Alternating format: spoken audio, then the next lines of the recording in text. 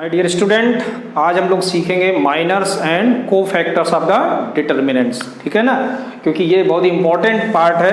हालांकि एक्सरसाइज बहुत ही छोटी सी है 4.4, लेकिन जो माइनर्स और कोफैक्टर्स हैं वो बहुत इंपॉर्टेंट है, क्योंकि इनके बिना हम लोग आगे की एक्सरसाइज को सॉल्व करना डिफिकल्ट होगा। ठीक है ना, तो बहुत अच्छे से समझना है कि माइनर्स और कोफैक्टर क्या होते हैं। इसके लिए हम लोग एक पहले एग्जाम्पल लेते हैं कि अगर हमारे पास कोई भी डिटर्मिनेंट है 1 2 3 4 5 6 7 8 9, ठीक है, एक ये डिटर्मिनेंट है।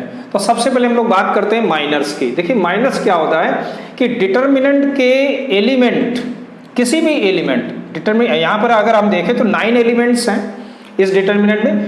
तो डिटर्मिनेंट के किसी भी एलिमेंट से रिलेटेड रो और कॉलम को अगर हम लोग डिलीट कर दें तो जो बचेगा डिटर्मिनेंट वो उसका क्या होगा, माइनर होगा। ठीक है ना, जैसे अगर हम लोग बात करें कि A11 की, ठीक है ना, अगर A11 की है कि माइनर्स ऑफ A11 क्या होगा, तो 11 से रिलेटेड रो और कॉलम को कैंसिल कर दें तो क्या बचेगा, 5 8 6 9। आता है समझ में? तो दैट इज द माइनर्स। इसको हम लोग इंडिकेट किससे कर रहे हैं, M11 से, M से इंडिकेट करें। माइनर्स को किससे दिखाएंगे, M11 से।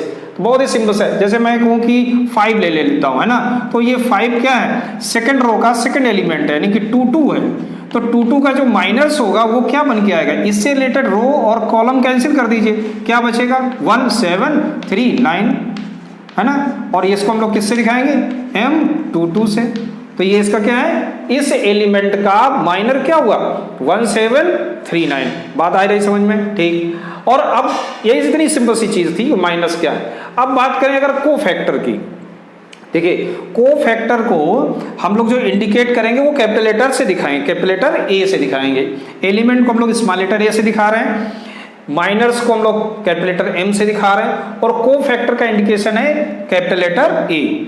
अगर हम लोग A11 का निकालें कोफैक्टर ऑफ A11 का कोफैक्टर क्या होगा, तो सबसे पहले तो आप ये समझे, इसको हम लोग दिखाएंगे कैपिटल लेटर A से, यानी A11 मुझे निकालना है। अब देखो यहाँ तुम्हें बस कुछ नहीं करना, ध्यान ये रखना है कि यहाँ देखो 1 1, अगर मैं इनको ऐड करूं तो मुझे क्या मिलेगा 2, और 2 क्या एक इवन नंबर है, इसलिए साइन किसका रहेगा, पॉजिटिव रहेगा। तो आपका आंसर क्या आ जाएगा, 5 8 6 9। यही इसका आंसर हो गया। इसको सॉल्व कर लेंगे तो कितना आ जाएगा, 9 5 जा 45, 6 8 जा 48। So what is a cofactor of A11, that is A minus का 3। ये तो समझ में आया। अब चलिए दूसरे निकालते हैं। जैसे हमने कहा कि कोफैक्टर ऑफ A12 का क्या होगा, तो देखिए A12 1 और 2 को अगर हम प्लस करें तो क्या आएगा, 3 आएगा, और 3 कैसा नंबर है, एक ऑड नंबर है, इसलिए साइन किसका होगा, माइनस का होगा। तो बस देखिए जो माइनस हम लोग लिख रहे हैं उसमें प्लस माइनस हम लोग नहीं देख रहे हैं, ठीक। जो कोफैक्टर लिख रहे हैं उसमें हमको क्या देखना है, प्लस और माइनस, उसका एक प्लेस भी देखना है, plus minus plus minus plus minus, और ये प्लस माइनस प्लस, इस तरह से चलता है। तो और दूसरा कि 1 2 अगर हमने लिख रहा है तो 1 2 क्या 3 एक ऑड नंबर है, तो क्या आएगा, माइनस आएगा। अब देखो 1 2, तो 1 2 का मतलब हो गया फर्स्ट रो और सेकंड कॉलम का 2 का है, यानी कि मैं निकाला हूं कोफैक्टर ऑफ 2, तो 2 से रिलेटेड रो और कॉलम कैंसिल, क्या बचा 4 7 6 9।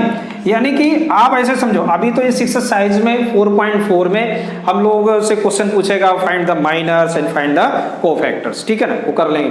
आगे के एक्सरसाइज में जब हम लोगों को इनवर्स निकालना होगा, एडजॉइनिंग निकालना होगा, तब हम लोग डायरेक्ट माइनस को नहीं, डायरेक्ट हम लोग कोफैक्टर फाइंड आउट कर सकते हैं। बस जैसे मैंने यहाँ निकाला डायरेक्ट कोफैक्टर, माइनस का साइन लगा दिया, आप सॉल्व कर सकते हैं। तो इसको सॉल्व कर लेंगे, कितना आएगा, 4 9 जा 36 माइनस 7 6 जा 42, और इसको माइनस करेंगे तो कितना आ जाएगा, 6 बन जाएगा, है ना, माइनस का 6 आएगा, पहले से ही माइनस है तो 6 आ गया ऐसे। तो बात आ गई समझ में। तो कोफैक्टर आपको निकालना आ गया, माइनर्स आपको पता चल गए क्या होते हैं। अब हम लोग एक दो क्वेश्चंस करते हैं एक्सरसाइज से, जिससे आपको बहुत अच्छे से और समझ में आने वाला। जितने भी एलिमेंट हैं सभी के माइनर्स होते हैं और सभी के कोफैक्टर्स होते हैं। अगर यहाँ 9 एलिमेंट हैं तो आप ये मान के चलिए कि 9 इसके कोफैक्टर भी हैं और 9 इसके माइनर्स भी हैं। दूसरा, अगर हम एक चीज और देखें तो जो माइनर्स है ना उसका जो ऑर्डर होता है, जो भी ऑर्डर आपको दिया गया उससे 1 कम होगा। यहाँ पर ऑर्डर क्या है 3 है, तो यहाँ ऑर्डर क्या हो गया 2 हो गया। ठीक, ये चीज समझ में आ गई। So to now come to exercise 4.4। Question number 1 में 2 पार्ट दिए गए, फर्स्ट पार्ट ये और आपका सेकंड पार्ट ये। इन दोनों पार्ट में आपको माइनर्स और कोफैक्टर निकालना है। देखिए यहाँ ये 2 के ऑर्डर में, ये भी 2 के ऑर्डर में है। तो अगर हम लोग पहले 2 का लेते हैं तो इसके जो माइनर्स होंगे उसको हम लोग किससे इंडिकेट करते हैं, M11 से, यानी फर्स्ट रो का फर्स्ट एलिमेंट लेके। तो इससे रिलेटेड रो और कॉलम कैंसिल, क्या बचेगा 3। तो बहुत ही सिंपल है ये। तो इसका जो माइनस क्या आ गया 1 2, 1 1 का क्या आ गया 3, और ऐसे ही 1 2 कितना आ जाएगा, तो इससे आया -4, इससे related row and column cancel क्या आया 0। सिमिलरली 2 1 की अगर बात करें तो ये आएगा 0 0 से related row and column cancel क्या आया -4, और ऐसे ही आप 2 2 लेंगे second row and second column के लेंगे तो क्या आएगा आंसर 2 आ गया। ठीक, दैट इज वेरी सिंपल। अब बात करें अगर इसके कोफैक्टर की, देखिए कोफैक्टर को हम लोग कैपिटल लेटर ए से भी दिखा सकते हैं और सी से भी आप दिखा सकते हो, कैपिटल लेटर सी से। तो अगर हम लोग बात करें A11 की, देखो A11 का मतलब है यहाँ 1 और 1 कितना हो गया 2 हो गया, यानी कि साइन क्या आएगा प्लस का आएगा, यानी कि जो भी M11 होगा वो पॉजिटिव रहेगा। फिर A12 की बात करते, देखिए 1 2 क्या है, 1 और 2 कितना होता है 3। एक्चुअल फार्मूला होता क्या है, मैं तो डायरेक्ट बताता जा रहा हूँ। ऐसे वो फार्मूला होता है I की पावर 1 + 2 और M और फिर लिखते हैं 1 2, ऐसे लिखते हैं। ठीक है ना, तो आप हर एक में तो नहीं लिख पाएंगे, तो आप डायरेक्ट लिख सकते हो, कोई दिक्कत नहीं। तो यहाँ अगर हम इसकी बात करें तो हो 2 और 1 कितना हो गया 3, और -1 की पावर 3 क्या होता है, माइनस का साइन आ जाएगा, और 1 2 0 है, तो इसका आंसर क्या है ये 0 हो गया। ऐसे ही अगर हम लोग A21 की बात करें तो 21 भी क्या है, 2 और 1 का सम कितना होता है 3 होता है। 3 क्या है, एक ऑड नंबर है, ऑड होगा तो माइनस का साइन आएगा, पहले से यहाँ माइनस है तो क्या हो जाएगा प्लस का 4 हो जाएगा। ऐसे ही A22 की बात करें, देखो 2 2 क्या है, 2 और 2 कितना हो गया 4, 4 क्या है एक इवन नंबर है, यहाँ क्या है 2 है, तो ये ऑलरेडी 2 हो जाएगा। ये बात समझ में आ गई। तो ये थे आपके फर्स्ट पार्ट के माइनर और कोफैक्टर। सिमिलरली हम लोग सेकंड पार्ट में चलते हैं। यहाँ भी अगर हम लोग निकालें तो पहले आपको पूछा गया माइनर, तो 1 1 कितना आएगा D आएगा, है ना। अब तो आपको बहुत आसान हो गया करना। C से related row and column cancel क्या हो गया B। सिमिलरली 2 1 क्या आएगा B से रिलेटेड यानी कि C, और M22 क्या आ जाएगा यानी कि B आ जाएगा, है ना 2 2, यानी सेकेंड रो ये सॉरी A आ जाएगा, क्योंकि उससे रिलेटेड D से रिलेटेड रो और कॉलम कैंसिल क्या बचा 2। अब देखो कोफैक्टर 1 1 क्या होगा D रहेगा, क्योंकि 1 और 1 क्या है एक इवन नंबर को इंडिकेट करेगा, और 1 2 यानी A12 1 2 क्या है एक ऑड नंबर को इंडिकेट करता है, तो साइन किसका हो जाएगा माइनस का।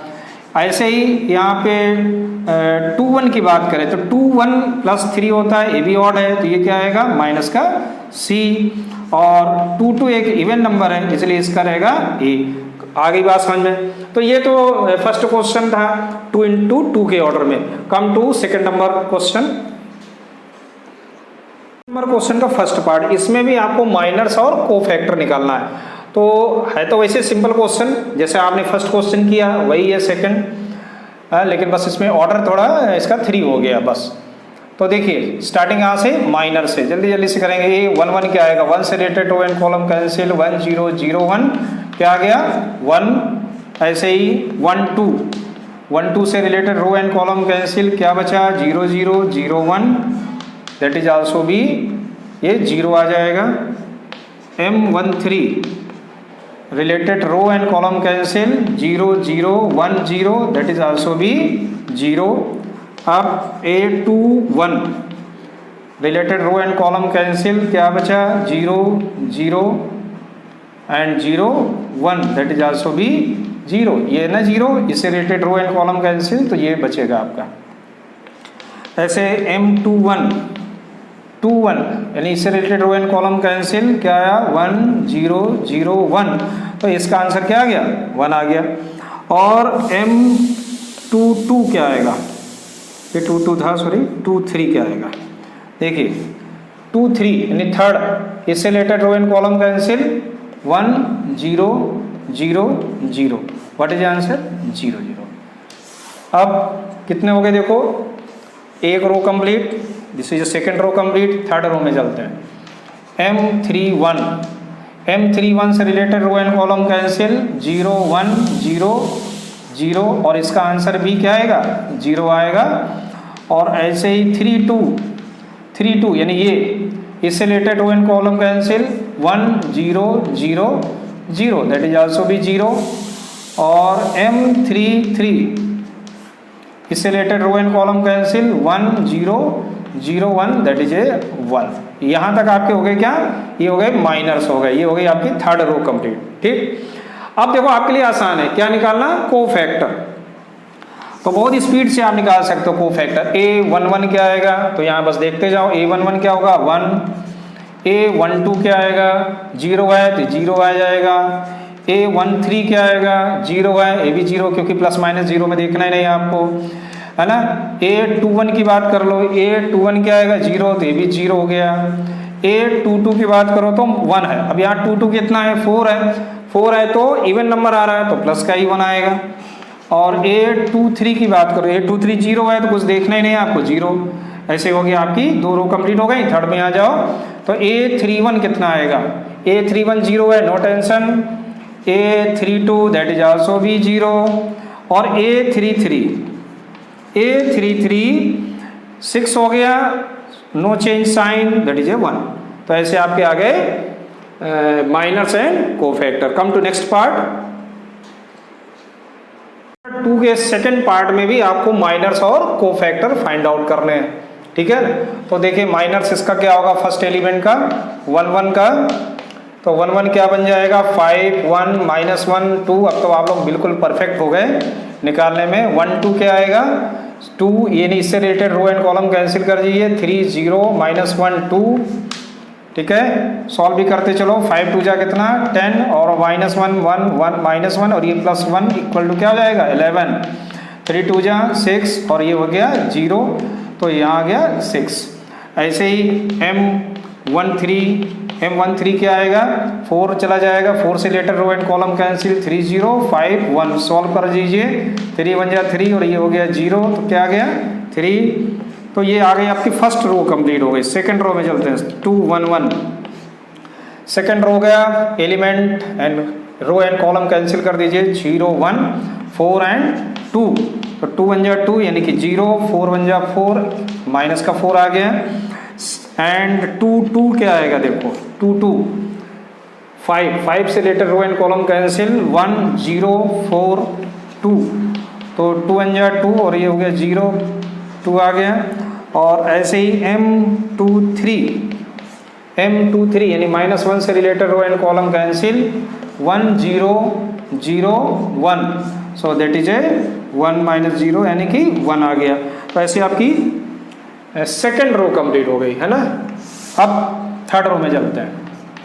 M31 मीन्स 0, तो 0 का जो माइनर्स होगा इससे रिलेटेड रो एंड कॉलम को डिलीट कर देंगे, तो क्या बचेगा 0 5 4 -1 इक्वल टू क्या आएगा, ये तो हो गया 0, और माइनस का 4 5 जा 20 इक्वल टू माइनस का 20 हो जाएगा ये। और M32 यानी कि थर्ड रो का सेकंड कॉलम लेंगे, तो इससे रिलेटेड रो और कॉलम कैंसिल, 1 3 4 -1, तो ये आ जाएगा -1, और 4 3 जा 12, कितना आ गया माइनस का 13। बात आ रही समझ में। और सिमिलरली 3 3 की बात कर लो, तो इससे ये 2 आ गया, 2 से related row and column cancel, 1 3 0 5 equal to 5 1 जा 5, 3 -0 0, तो क्या आ गया 5। तो ऐसे आपकी ये थर्ड रो भी कंप्लीट हो गए। अब इसके कोफैक्टर की बात करते हैं ना, तो कोफैक्टर तो आपके लिए बहुत आसान हो जाएगा। A11 बस देखते जाओ, A11 क्या आया था 11 प्लस का ही रहेगा, A12 6 है तो माइनस का 6 हो जाएगा, क्योंकि 2 और 1 क्या है, 3 ऑड है। A13 तो A13 के बाद 3 और 1 कितना हो गया, 4 इवन है, यही रहेगा, तो एक ईयर कंप्लीट हो गया। अब सेकंड रो में चलते हैं। A21 2 और 1 कितने, 3 क्या है, एक ऑड नंबर है, यहाँ माइनस है तो क्या हो जाएगा, प्लस का 4, यानी कि -4 दैट इज ए प्लस का 4। एंड A22 का मतलब इवन है, 2 और 2 प्लस कितना होता है, 4 होता है, इवन है तो क्या आएगा 2। यहाँ पे A23 का सम करेंगे 5 क्या है, एक ऑड नंबर है तो प्लस है, यहाँ 1 है तो क्या आ जाएगा -1। जैसे ये आपकी third row complete. Second row, third row में चलें तो A31 कितना होगा, 3 और 1 कितना होता है, 4 होता है। 4 क्या है, एक इवन नंबर है, इसलिए साइन किसका रहेगा, जो है वही बना रहेगा सेम। A32 3 और 2 का सम करेंगे तो 5 आएगा। 5 क्या है, एक ऑड नंबर है, ऑड होगा तो माइनस का साइन आएगा, और पहले से ही वहाँ क्या है माइनस, तो ये क्या हो जाएगा प्लस का 13। सिमिलरली A33 3 और 3 कितने, 6 क्या है, एक इवन नंबर है, यहाँ 5 है तो 5 रहेगा। तो ऐसे आपके इस क्वेश्चन में कोफैक्टर और माइनर्स आपने निकालना बहुत अच्छे से सीख लिया। Come to question number 3। Question number 3 में कह रहा है कि using second row and find the cofactor, ठीक है ना। सेकंड रो को यूज करके इसके कोफैक्टर बताना है। तो सेकंड रो में कहाँ से, कि A21 से शुरू करना है। A21 क्या होगा, A21 सो देखो 2 और 1 कितना होता है, 3, यानी कि 2 + 1, और इससे related row and column cancel हो जाएगा तो 3 2 8 3, तो कितना आ गया, ये तो हो गया माइनस, और 3 3 जा 9 और 8 2 जा 16, तो कितना आ जाएगा भाई चेक कर लो। तो ये हो जाएगा कितना, माइनस का 7 और ये हो जाएगा प्लस का 7। तो ऐसे आपका A21 आ गया 7। एक कंप्लीट हुआ। अब चलते हैं A22 पे। तो A22 यानी -1 की पावर 2 + 2, और इससे related row and column cancel, 5 1 8 3 solve कर लेंगे, क्योंकि -1 है, पावर क्या है इवन है तो प्लस का ही साइन रहेगा, और 5 3 जा 15 8 1 जा 8, कितना आ गया, ये 7 आ गया, A22 7। सिमिलरली A23 यानी -1 की पावर 2 + 3, और थर्ड कॉलम सेकंड रो का, तो इससे related row and column cancel, 5 1 and 3 2। तो देखो ये माइनस है, साइन तो माइनस का आएगा, 2 5 जा 10 3 1 जा 3, सो दैट इज -7। तो ये ऐसे कोफैक्टर आपके निकल आए। तो इवेलुएट कैसे करें, अब देखो इवेलुएट करने के लिए अगर मैं डायरेक्ट इवेलुएट करूं तो इवेलुएट करने का फार्मूला क्या बनता है, कि the sum of the product of element of any row और column and their corresponding cofactors, that is the value of the determinant. जैसे A11 तो क्या आएगा A11 प्लस A12, तो यहाँ क्या आएगा A21, है ना, प्लस A13 तो क्या आएगा A13। ऐसे हम लोग अगर करें, ये 1 2 है, ठीक, तो ये किसको होगा, ये इवेल्युएशन आ जाएगा, यानी कि डिटर्मिनेंट की वैल्यू निकल आएगी। अब देखो हमने जो यहाँ पर निकाला है वो 2 1 2 1 ये इस तरह से निकाला है, तो मैं यहाँ जो फार्मूला यूज करने वाला हूँ वो कौन सा यूज करेंगे हम लोग, कि A21 तो A21 प्लस A22 तो यहाँ पर भी A22, और A23 तो यहाँ भी A23 हो गया, क्योंकि मैंने इनकी वैल्यू निकाल रखी है। तो मैं इस फार्मूले का बोला गया ना कि किसी भी रो या किसी भी कॉलम को लेके आप सॉल्व कर सकते हैं। तो देखो A21 कितना था 2 × 2, तो यहाँ पर A21 हम लोगों ने क्या निकाला था 7, प्लस A22 क्या था 0, तो यहाँ A22 क्या निकाला 7, प्लस A23 क्या था 1, और यहाँ पर A23 क्या निकाला -7। तो देखिए कितना 7 2 जा 14, ये तो हो गया 0, ये हो गया -7, तो कितना आ गया 14 - 7 दैट इज 7। तो इस तरह से इस डिटर्मिनेंट की वैल्यू क्या है 7 है। ये चीज़ समझ में आई, ठीक। कम टू क्वेश्चन नंबर 4। 4 में कह रहा है कि इसके थर्ड कॉलम को यूज़ करना है आपको, ठीक है ना। तो इससे रिलेटेड आपको पहले क्या निकालने हैं, इसके कोफैक्टर निकालने होंगे, फिर इसको इवेल्युएट करना होगा। तो देखते हैं, तो सबसे पहले मुझे क्या निकालना, सी। अब देखो थर्ड के लिए क्या है, C13 क्या होगा, तो 13 का मतलब हो गया यहाँ पर 1 + 3, और इससे related row and column cancel, तो 1 आ गया, और ये आ गया YZ, और ये वैल्यू हो गई इसकी पॉजिटिव, और यहाँ आ गया Z - Y। ऐसे ही C23 निकालना है, C23 तो 2 + 3, और 2 + 3 यानी ZX हो गया। इससे related row and column cancel, 1 और X Z आ गया। तो देखिए यहाँ तो नेगेटिव साइन आ जाएगा, माइनस का आएगा Z - X, या हम लोग कह सकते हैं क्या, X - Z हो जाएगा। ये चीज़ समझ में आई। और ऐसे ही 3 निकालना है, थर्ड रो का थर्ड कॉलम से लेना है। तो यहाँ पर आए -1, 3 + 3 हो गया। अब इससे related row and column cancel, तो 1 X Y, so equal to, ये देखो 6 हो गया। 6 क्या एक इवन नंबर है तो पॉजिटिव रहेगा, और यहाँ बन जाएगा क्या, Y - X। तो ये चीज़ समझ में आई, ठीक। तो हमारे पास इसके जो कोफैक्टर हैं, एक Z - 1 है, Y, एक X - Z है, और एक X - Z है, Y - X। अब देखो इसको मुझे इवेल्युएट करना है, तो फार्मूला क्या बनेगा, इसी के अकॉर्डिंग तो बनना है ना। C, तो यहाँ एलिमेंट क्या लेंगे, A13, तो यहाँ C मैंने लिख लिया, कोफैक्टर को C हमने दिखा दिया। आप A मैं लिख रहा था तो A ही आप लिखो, क्योंकि वरना कन्फ्यूज़न हो जाएगा, ठीक है ना। चलिए, को C से भी दिखा सकते हैं। तो A13 + A23, तो यहाँ भी A23 हो जाएगा, और A33, तो A भी 3 आएगा। अब इसको सॉल्व करो। देखिए A13 कितना है, YZ, तो यहाँ क्या आएगा, Z - Y। फिर ZX, तो क्या है ये, X - Z।